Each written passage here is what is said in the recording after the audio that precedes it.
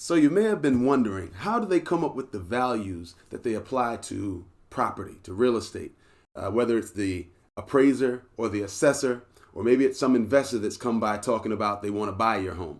We're going to get into how you can determine the value of your home or your piece of property in this episode of the Realist State.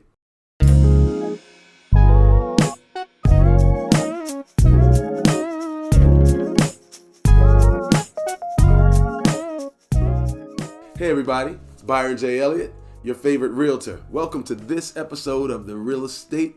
I'm so glad you joined us for this conversation. We try to cover issues that we feel are important to folks that are making decisions about how to create and pass forward wealth, intergenerational wealth even, those that are making decisions about investment, home buying, anything that really touches on that. And then we get into social issues every now and again as well. But today we're going to talk about one of my favorite issues, how to develop an understanding of value of a piece of property.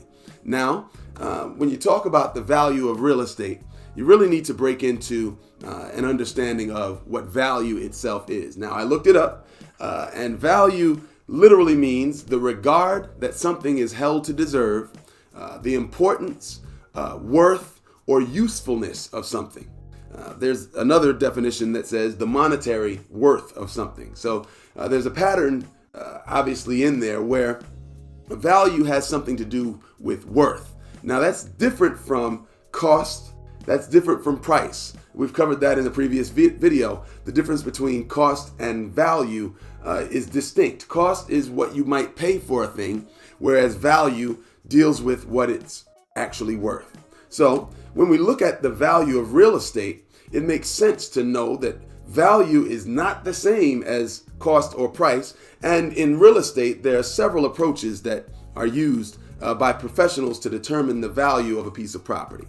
So there's the cost approach, there's the income approach, and then there's the comparison approach. The cost approach is basically the replacement cost of a building, whatever it costs to build it from scratch, all the materials, the labor.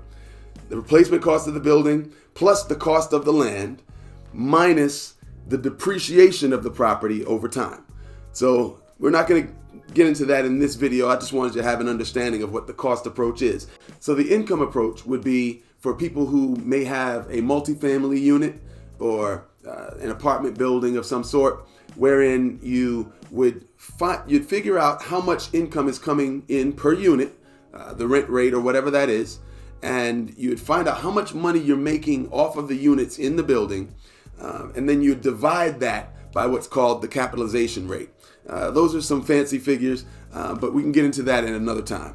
But for the purposes of this video, we're going to deal with the comparison approach, the sales comparison approach. Basically, what you do is compare your subject property or the property you're trying to determine the value of.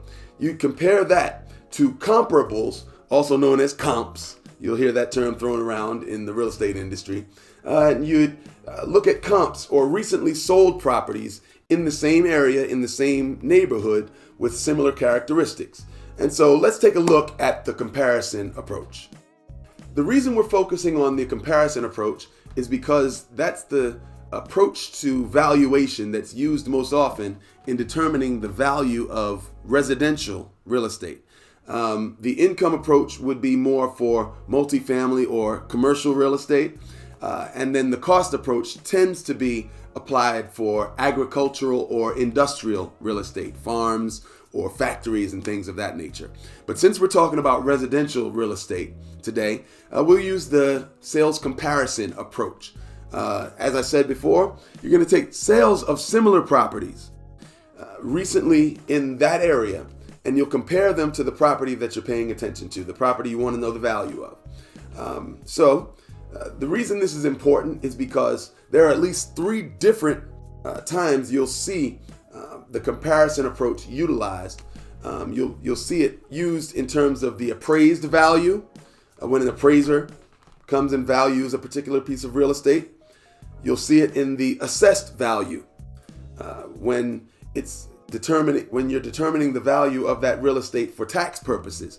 The amount of taxes you'll have to pay will be based on the value that the city or county assessor comes up with for that property. And then the actual value. What is the property actually worth? The appraised value, the assessed value, the actual value. Yeah, that's a lot of different values for one piece of property. And I know it can get a little confusing, so we'll see if we can break it down. Let's look first at the appraised value. So the appraised value is determined by a certified appraiser. This is a licensed person whose only job is to go around and determine what real estate is worth, what a home is worth, what a piece of land is worth. Any piece of property is going to be valuated by an appraiser. This usually happens, it happens a lot of times when the loan officer will send an appraiser over to determine the value of the real estate for lending purposes, right? They're going to lend you some money, so they want to know the value of the property they're lending on. So they use several things to determine the appraised value. One of the things they use would be the external characteristics of the home. For example, the curb appeal. What does it look like on the outside? What's the condition of the exterior of the home? Any siding or things that can be seen from the outside. That's going to be taken into consideration. Also, the lot size. How many acres are considered in this piece of property? You're going to look at the home style. Is it a ranch? Is it Victorian? Is it colonial? Is it a Tudor? Those are all different types of styles of homes that would develop different values, especially based on whatever other types of homes are in that particular neighborhood. And then they would also take a look at any available utilities. Is there electric or is there plumbing already available if it's a new construction project? Or is there cable or Wi-Fi in the area? Sometimes that can cause the value to fluctuate, especially in a technology-driven season like we're in now. So they take a look at the external characteristics, then they add in the internal characteristics, such as the size of the home, how many square feet, how many rooms, the types of rooms, how many bedrooms versus bathrooms. Does it have a basement? Is it a finished basement? Is there a garage, an attached garage, detached garage? Those types of things would come into the internal characteristics of the property. You'd also look at the construction quality. What types of materials were used for the construction? Were they high quality materials? Were they low quality materials? Even the appliances matter in determining the value of the home, especially figuring out the internal characteristics. The appliances, are they expensive? Are they more on the consumer grade? Are they more of a rental grade even? The quality and the condition of those types of things on the inside of the home will definitely count in developing a value on the home. The next thing that the appraiser would take a look at would be exactly what we've spoken of before: comparable sales in the area. They're going to be able to go through public records and figure out what prices have been paid for similar homes in the area in recent times. That's a great indicator of what the market value of a particular piece of property might be. Comparable sales. For example, if the subject property is in a particular neighborhood, then they'd find 3 or 4 homes in the same area. Now, be sure you want to make sure that they're in the same neighborhood, a neighborhood that represents or reflects homes that are similar in size and style, homes that are built in the same time period. And there are many ways that appraisers use to develop all of that information. Also, they'll take a look at supply and demand. What are the market conditions in that particular area? Is it a high inventory market? Is it a low inventory market? Right now, as a matter of fact, in our area in Lynchburg, Virginia, we're dealing with a really, really low inventory market. So that causes home prices to rise because the higher the supply, the lower the price. The lower the supply, the higher the price. There'll be greater demand. The ideas of supply and demand really count in what an appraiser would use to determine the value of the home. Also, location. It's always important. Where is this property located? Is it near an airport, right? Or is it near downtown? Are there stores and shops nearby? What is the proximity to local schools? Or how close is this home to other houses? Is it right near the next door neighbors, or are they a mile away? The location of the house will go into determining the appraised value. So as an appraiser comes in to figure out how much a home is worth, they're looking at least 5 areas: the external characteristics, the internal characteristics, the comparable sales in the area, supply and demand, and they're also going to be looking at location. Wait, I got to interrupt myself because I need you to do 3 things. I need you to stop right now, like, share, and subscribe to this channel so that you can be kept up to date on our latest episodes and releases, special offers we may be offering at any given time. But what you need to do is share this with somebody so that they can be a part of the conversation. We want to grow the audience, we want to grow the family, and we want to make sure that we're doing what we can to create a community that is empowered. So remember, like, share, and subscribe. Do it now, do it now, do it now, okay? All right. Now let's take a look at the assessed value. So you may be wondering, what is the assessed value? Glad you asked. The assessed value has everything to do with taxes, right? When you buy a piece of real estate, there's always going to be taxes associated with that real estate. Now, that's not to be confused with personal property taxes that many counties and cities, different municipalities may charge the residents. Personal property would apply to your cars or other things that you may own. Real estate property taxes are in a class all by themselves. So what you need to know is that there's a person employed by the county or the city, and this person is called the tax assessor. Their job is to, every so often, I know in Lynchburg it happens every 2 years, where the assessor will take a look at the appraised values of these homes in the city, and they'll then multiply by a particular factor to determine what the tax assessment is for that property. Usually the assessed value is not the same as the appraised value. That's for many different reasons. The appraised value can go up and down. I told you that will account for market conditions and different things that are happening, whereas the assessed value is a lot more stable. It stays the same, usually for 2 years or so that people will have a stable number to be able to base their tax rate upon. So the assessed value, something good to know, is that it usually comes in about 70 to 90% of the appraised value. So many times the assessed value will be less than the appraised value. Well, that works in the favor of the homeowner or the favor of the person who owns that property. Why? Because the rate of taxing is happening at based on that assessed value. So if the assessed value is less than the appraised value, you want to be taxed at the assessed value, which is considered to be more stable. Now, in the city of Lynchburg, where we are, for example, the current real estate tax rate is $1.11 per $100 of value. What does that mean? That means that, for example, if the home is worth $100,000, it's appraised or assessed. There you go. It's assessed at $100,000. Then the property taxes on that home per year will be $1,110, $11.10, right? On $100,000. That's cool to know, so you can kind of figure out what your property taxes are, and you can go to the city of Lynchburg's tax assessor website and find out exactly what the taxes are on any particular piece of property. That's public information. So if another property is worth $150,000, it's assessed at $150,000, then the property taxes on that property would be $1,665 per year. If another property is worth $200,000, then that property would be assessed $2,220 per year. So you can see why the assessed value is very important, because that's going to help determine the amount of taxes that you'll have to pay on that particular piece of property. So we've covered the appraised value.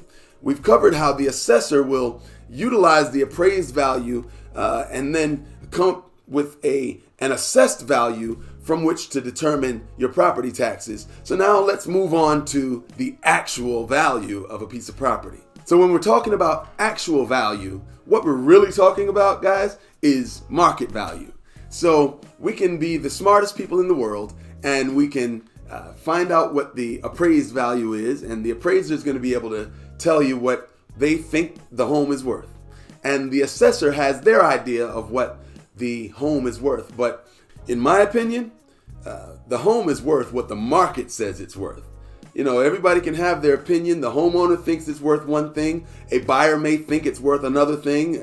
The appraiser has a professional opinion on that. The assessor has their say-so in that. But the truth of the matter is, the house is worth what the market says it's worth. Now, how do you know what the market value of a house is? Well, it's the amount that a ready, willing, and able buyer would pay for that property. It's not what you paid for it. It's not how much it means to you and your family. It's not how much you've spent maintaining it. It's not how much you may think it's worth, but market value is determined by the market. In other words, really you can't tell what a property is actually worth until it's actually sold. The worst thing you can do is try to figure out what your home is worth based on what other people are listing their homes for. The reason for that is people don't list their homes for the actual value. As a matter of fact, they usually list it slightly higher so that there's room for negotiation. So you can't really tell how much your house is worth based on what's on the market and what homes are selling for right now. But what you can do is take a snapshot. You look back in time, and this is what that appraiser is going to do. And this is what is a good idea for you to do as a homeowner or a potential homeowner or investor. It would be a good idea for you to take a look at what homes have sold for in maybe the previous 6 months or even a year in that particular area. Now, when I say that area, I do mean that neighborhood. You don't want to be crossing any major streets or highways. You want to stay right in the same area and find out what similar homes to the one you're looking at have sold for. Then you can apply all the same things that appraiser took a look at, the external characteristics, the internal characteristics. We're looking at the comp sales, the comparable sales. We're looking at supply and demand in the area. These are all things you'll develop an eye for as an investor. But then the actual value really is a retroactive number. It's really determined based on what's already happened. This is the way you'll know what the value of that home is. Now, the next question on your mind might be, so then how can I determine what the value of my house is? How can I find out what my house is worth? Well, I'm glad you asked. The first thing I'm going to suggest that you would do is contact your trusted realtor. That would be me, Byron J. Elliott, your favorite realtor, always ready to help you out with any of your real estate needs. Now, what that realtor is going to do is come up with a comparative market analysis, also known as a CMA. I'd be happy to help you out with that if you have any questions about your property or a piece of property that you're looking at. And we'll do basically the same thing that an appraiser will do. It's just an unofficial report of the value of that property. It would be our opinion or a broker's professional opinion on the value of that particular property. Okay, so enlist the sales expertise of your favorite realtor, and they can help you find out what the value of your property is. What you can also do is utilize some of the online resources. Many of them are free. You can go to Zillow or Trulia or Homes.com or Redfin, and many times they'll allow you to go and take a look at recently sold properties. You can use that feature to determine what's sold in that area, and then you can compare that to the asking price of a particular piece of property, or you can use that to determine what would be a reasonable asking price if you're thinking about listing your property. Again, I'd be happy to help you out with that. Also, and probably the most effective way to determine the value of your property would be to pay for an appraisal from a certified appraiser. You can find them, and if you need help finding one in the Lynchburg or in the Virginia area, give me a shout. I'll help you identify an appraiser that'll help you come up with a value on your property. So most important thing to do is start from square one. You want to take a look at the property in question. You want to take a look at the properties that have sold or in that area. You want to look at the condition of the property itself, compare it to the condition of the properties that have sold, and then you'll be well on your way to developing the value of a piece of property. All right. Remember, there's the appraised value, there's the assessed value, and then there's the actual value. And at the end of the day, the most important value to you is going to be the market value. I hope this has been helpful. I'm hoping that you'll keep on joining in for episodes of The Realist State, where we try to give you information that'll be helpful for you in terms of making good investments and developing and multiplying your wealth using that tool called real estate. Join us next time on The Realist State. We'll be releasing a new episode every Monday at 12 noon, so you can stay tuned into what's happening in the real estate world, and we can be empowered together. Remember this, though. Wherever you go, no matter what you do, always remember to keep it real.